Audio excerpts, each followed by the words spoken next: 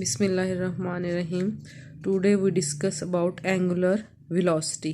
Last time हमने discuss किया था एंगुलर डिस्प्लेसमेंट और इसका ये रिलेशन हमने फाइंड आउट किया था, the relation between linear displacement and angular displacement. और ये इसके यूनिट्स रेवोल्यूशन, रेडियन और डिग्री, इनमें रिलेशन और इनके यूनिट्स को हमने डिस्कस किया था। आज हम एंगुलर वेलोसिटी को डिस्कस करेंगे। Very often we are interested in knowing how fast or how slow a body is rotating। एक बॉडी रोटेट कर रहा है तो कितना फास्ट या स्लो रोटेट कर रहा है, it is determined by it's angular velocity. तो एंगुलर वेलोसिटी से हमें पता चलता है कि कोई बॉडी कितना फास्ट या स्लो रोटेट कर रहा है, which is defined as a rate at which the angular displacement is changing with time. तो ये एंगुलर वेलोसिटी की डेफिनेशन है, the rate at which the angular displacement is changing with time। जिस तरह से लीनियर डिस्प्लेसमेंट और linear velocity को हमने डिस्कस किया था कि time rate of change of displacement is called velocity, इसी तरह से the rate at which the angular displacement is changing with time is called angular velocity. Referring to figure 15.1c, इस diagram में हमने डिस्कस किया था कि टी टाइम पे पार्टिकल P1 पोजीशन पे था, after time T plus delta T ये P2 पोजीशन पे आ गया पार्टिकल। तो डेल्टा T टाइम में वो P1 पोजीशन से P2 पोजीशन पे पहुंचा और उसने जो एंगुलर डिस्प्लेसमेंट कवर किया वो del theta. If del theta is the angular displacement during the time interval delta t, the average angular velocity omega during this interval is given by। तो angular velocity, average angular velocity हमारे पास होगी del theta over delta T, time rate of change of angular displacement. ये हमारे पास angular velocity का formula होगा। The instantaneous angular velocity omega is the limit of the ratio del theta over delta t as delta t following instant t approaches to 0। जब time interval del t हमारे पास बहुत small होगा कि हम limit लगा दें कि डेल्टा t अप्रोचेज टू 0, तो उस वक्त हमारे पास जो एंगुलर वेलोसिटी होगी उसको हम कहेंगे इंस्टेंटेनियस वेलोसिटी। तो उसे हम किस तरह से लिखेंगे कि omega equal to limit delta t approaches to 0 del theta over delta t. In the limit when delta t approaches to 0 the angular displacement would be infinitesimally small. तो जब हमारे पास टाइम इंटरवल शॉर्ट होगा तो angular displacement भी small होगा, so it would be vector quantity, और उस वक्त एंगुलर डिस्प्लेसमेंट हमारे पास वेक्टर क्वांटिटी होगा। And the angular velocity as defined bye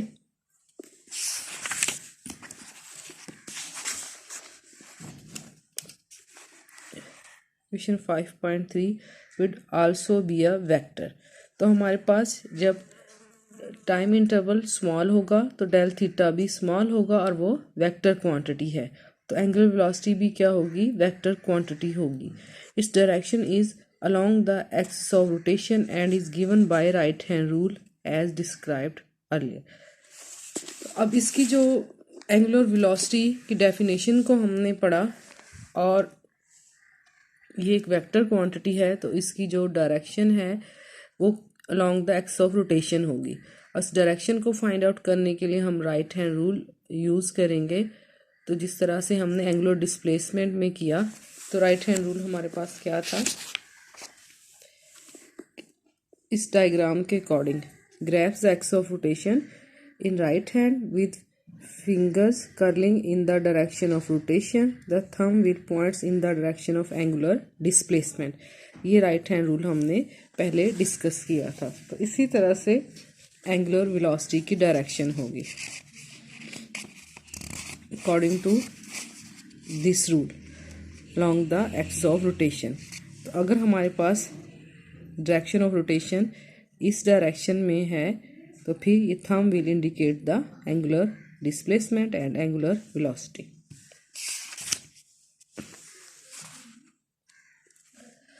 angular velocity is measured in radian पर सेकेंड. अब हम इसके यूनिट्स को डिस्कस करेंगे.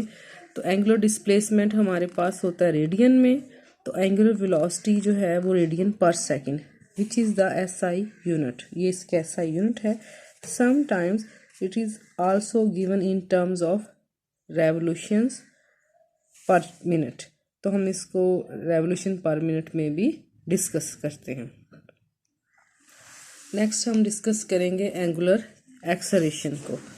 इस तरह से हमने लीनियर एक्सेलरेशन को पढ़ा कि time rate of change of velocity is called acceleration. इसी तरह से हम एंगुलर एक्सेलरेशन को भी डिस्कस करेंगे. तो फर्स्ट ऑफ ऑल हमने एंगुलर डिस्प्लेसमेंट को डिस्कस किया, फिर हमने एंगुलर वेलोसिटी को, और अब हम डिस्कस करेंगे एंगुलर एक्सेलरेशन को. When we switch on an electric fan, we notice that its angular velocity goes on increasing. We say that it has an angular acceleration. जैसे ही हम किसी फ़ैन का स्विच ऑन करते हैं तो हमारे पास उसकी जो एंगुलर वेलोसिटी है वो इंक्रीज़ होती है. जब एंगुलर वेलोसिटी हमारे पास चेंज होगी तो उसमें एंगुलर एक्सेलरेशन भी प्रोड्यूस होगा. We define angular acceleration as the rate of change of angular velocity. अब हम angular acceleration की definition को discuss करेंगे. The time rate of change of angular velocity is called angular acceleration. If omega I and omega f are the values of instantaneous velocities of rotating body at instant ti and tf, the average angular acceleration during the interval T F minus T I is given by. क्या हमारे पास कोई body था, late fan. जो fan को हम discuss कर रहे हैं, हमने स्विच को ऑन किया तो उसकी angular velocity, initial angular velocity omega आई थी, और आफ्टर टाइम टी एफ, जब हमारे पास टाइम टी आई था तो एंगुलर वेलोसिटी ओमेगा आई थी, और फिर उसकी एंगुलर वेलोसिटी बढ़कर ओमेगा एफ हो गई जब हमारे पास टाइम इन टी एफ था. तो जो टाइम में चेंज है delta T, that is equal to T F minus T आई.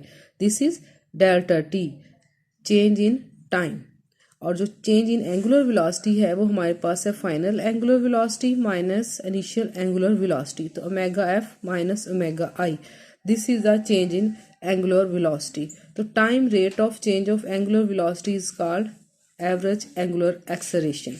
तो इस तरह से हम एवरेज एंगुलर एक्सेलरेशन जो है वो फाइंड आउट कर लेंगे. The instantaneous angular acceleration is given by the limit of the ratio del omega over delta T as delta T approaches 0. Therefore the instantaneous angular acceleration is given bye.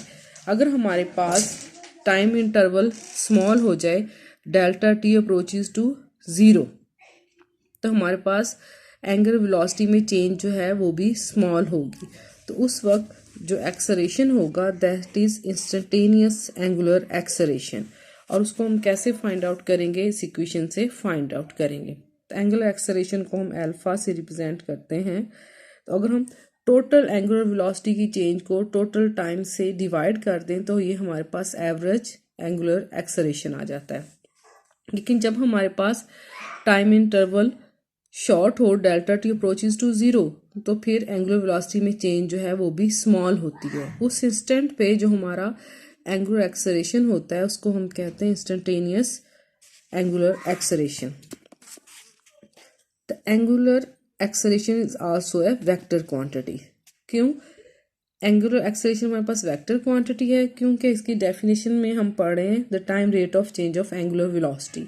तो angular velocity भी हमारे पास vector quantity है. और angular velocity को हम define कर चुके हैं the time rate of change of angular displacement. तो when del theta is small then angular displacement is a vector quantity. So angular velocity is also vector quantity और angular acceleration is also a vector quantity whose magnitude is given by equation 5.5. यहाँ से ये हमें इसकी magnitude पता चल रही है. And whose direction is along the axis of rotation. Angular acceleration is expressed in units of radian per second square.